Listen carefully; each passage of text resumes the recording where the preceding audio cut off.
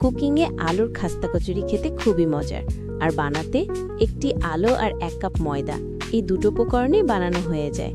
আর আলুর কচুরিটা বানিয়ে আপনারা চাইলে বিকেলের নাস্তার জন্য পরিবেশন করতে পারেন, আবার চাইলে বাচ্চাদের টিফিনেও দেওয়া যেতে পারে।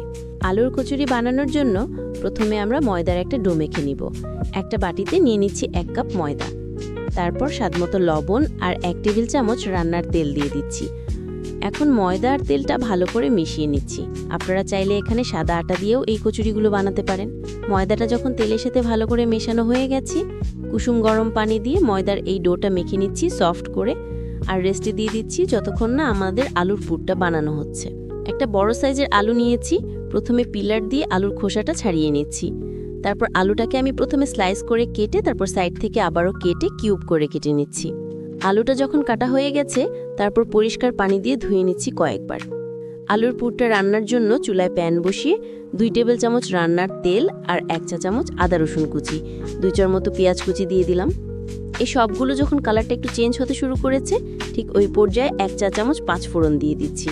তারপর এখানে 1 চা চামচ করে গুঁড়া মশলা, মরিচ, হলুদ, ধনিয়া আর জিরা গুঁড়া দিয়ে দিচ্ছি। এখন আগে থেকে টুকরো করে নেওয়া আলুগুলো দিয়ে দিচ্ছি আর পরিমাণ মতো লবণ দিয়ে দিচ্ছি। মশলার সাথে এখন এই আলুগুলো একটু কষিয়ে নিয়েছি। তারপর 1 কাপ পানি দিয়ে দিচ্ছি। ঢাকনা দিয়ে ঢেকে অপেক্ষা করছি যতক্ষণ না আলুটা ভালো করে সিদ্ধ হয়ে আসছে।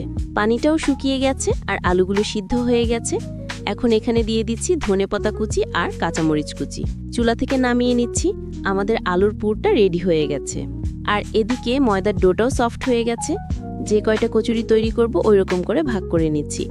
আর এখান থেকে একটা ডো নিয়ে প্রথমে কিছুটা বেলে একটা ছোট সাইজের রুটি বানিয়ে মাঝ বরাবর পুরটা দিয়ে মুখটা ভালো করে বন্ধ করে দিচ্ছি আর আবারও হালকা হাতে বেলে নিচ্ছি। বেলা হয়ে গেলে মিডিয়াম আঁচে তেল গরম করে নিয়েছি আর গরম তেলের উপরে ছেড়ে দিচ্ছি 2 থেকে 3টার মতো। একসাথেই ভাজা যাবে যদি তেল একটু বেশি করে দেওয়া যায়, আর যদি অল্প তেলে ভাজতে চান তাহলে একটা করে দিয়েও ভাজা যাবে। আর মাঝারি আঁচে ভাজলে দেখা যাবে কিছু ফুলে উঠেছে, এগুলো কিন্তু এর থেকে বেশি ফুলবে না, কচুরিগুলো এরকমই ফুলে থাকে।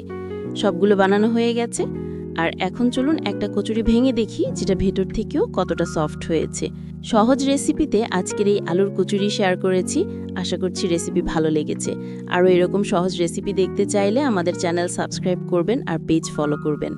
আজকের মতো সবাইকে ধন্যবাদ জানিয়ে এখানেই বিদায় নিচ্ছি। আল্লাহ হাফেজ।